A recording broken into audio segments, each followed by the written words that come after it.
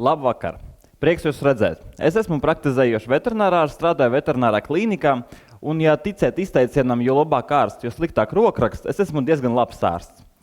Es gribu sākt ar nelielu stāstu, kas visdrīzāk notika ar vairākiem no jums, kad jūs braucat autobusā, un jums pretī stāv sieviete, un jums galvā notiek dilema, vai palaist viņu savā vietā vai nepalaist.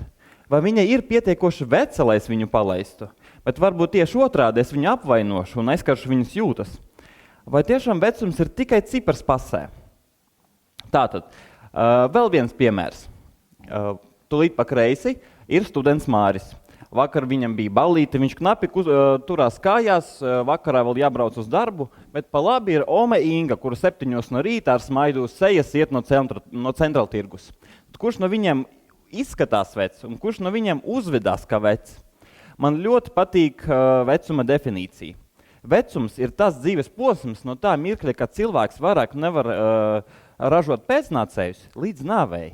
Sanāk, man vienkārši bija jāpienāk pie tās sievietes autobusā un jāpaprasa, vai viņa var piedzemdēt bērnu. Ja nevar, nu tad lūdzu sēžaties. Bet pievērsīsimies beidzot pie maniem pacientiem, pie suņiem. Vadoties pēc tās pašas definīcijas, sanāk, ka suņiem vecums vispār nepienāk, jo tie spēj ražot pēcnācējus visu savu mūžu. Galvenais iemesls tam, ka mūsu un dzīvnieku ķermenis mainās, ir reģenerācijas spējas samazināšanās. Respektīvi, organisms vairāk nevar saražot pietiekošā daudzumā jaunas šūnas. Tas pilnīgi noteikti notiek ar visiem organismu sistēmām, bet es savā doktora darbā pievērsīšos tieši kauliem un skeletam. Tātad tā izskatās mūsu labākie draugi, bez ādas un bez muskuļiem. Un pilnīgi tāpat kā mums ar vecumu notiek izmaiņas mugurkaulā, izmainās stāja, izmainās gaita, notiek saļu izgulsnēm un parādās arī sāpes locītavās. Interesanti arī tas fakts, ka uz pasaules ir ļoti daudz suņu šķirņu, kas sver no 1 kilograma līdz pat 100 kilogramiem. Iespējams, jūs zināt, ka jo mazāk suns, jo ilgāk viņš dzīvo, bet tieši lieliem suņiem, kuri dzīvo mazāk, biežāk novēro kaulu patoloģijas. Tātad, paņemsim vienu kaulu. Šis ir ciskas kauls, pat suns sāks iekaloties. Viņš ir pakļauts ļoti, ļoti lielai slodzei, un tieši ciskas kaulam es veikšu mērījumus savā pētījumā. Vai kāds var pateikt, cik dzīvnieks bija vecs, skatoties tikai uz šo kaulu? Pats vienkāršākais būtu paņemt, pārzāģēt to un saskatīt, cik iekšēji riņķīši, bet, diemžēl dzīvē tā nav, un kauliem ir pilnīgi atsevišķa poraina kaulu struktūra. Tad kā es uzzināšu, cik šis kauls ir izturīgs? Es veikšu densitometriju, jeb noteikšu kaula blīvumu ar speciālu aparātu, densitometru, ko jūs arī redzat uz ekrāna, un bildē pa kreisi ir tieši tas aparāts, ar ko strādāju es. Densitometrs, viņš izmanto visiem mums pazīstamos rentgenstarus, kuri tiek laisti cauri audiem.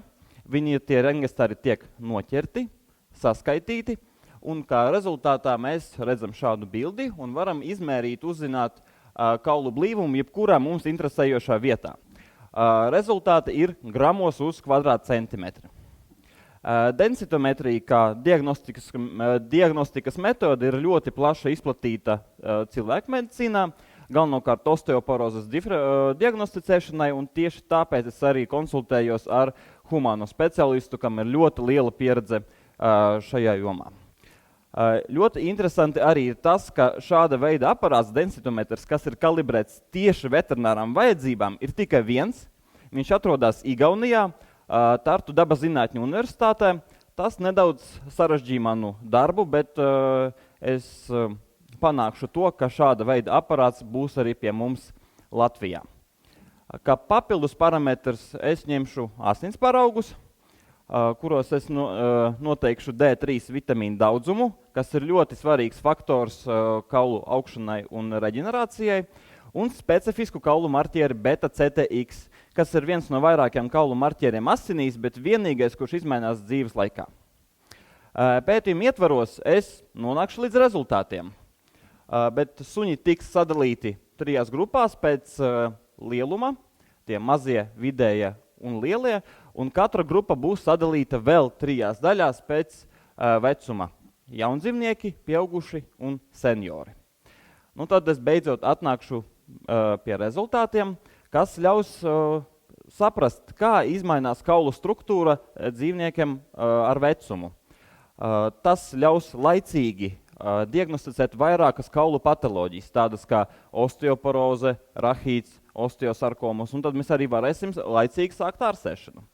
Pētījumam arī ir ļoti liela nozīme ortopēdijā, jo tās dos papildus informāciju par kaulu sadzīšanas spējām, un ortopēds ķirurgs varēs precīzāk izvēlēties ķirurģijas metodi un laicīgi izņemt intramedulāros stieņus, vai kā viņus arī sauc dzelžus, zinot to, ka kauls ir pilnīgi sadzīs. Šāda veida pētījums ir unikāls un Baltijā nav veikts, un mans mērķis ir uzlabot, atvieglot mūsu maidzīvniekiem vecumdienas un varbūt arī paildzināt dzīves ilgumu, lai tie, luncinot asti, priecīgi katru dienu mūs sagaida pēc darba un liktu mums smaidīt. Gribu pabeigt ar sava darba vadītāja teicienu: suņi, atšķirība no saimniekiem, mums nekad nemelos. Viņi vai nu klibos, vai nu neklibos. Paldies par uzmanību, un kamēr esam jauni, uzdodam jautājumus.